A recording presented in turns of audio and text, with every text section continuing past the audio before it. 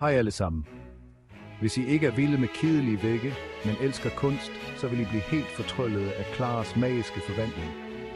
Clara drømte om at skabe et mesterværk, der kunne sprede glæde i hele byen.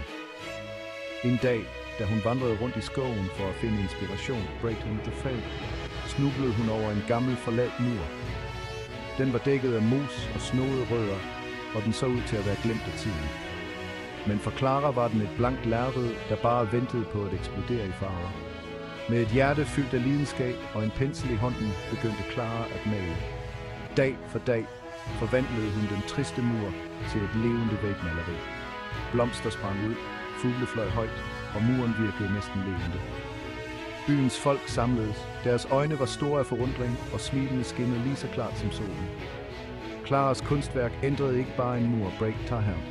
Det bragte hele samfundet sammen og mindede dem om skønheden, der gemmer sig på uventelige steder.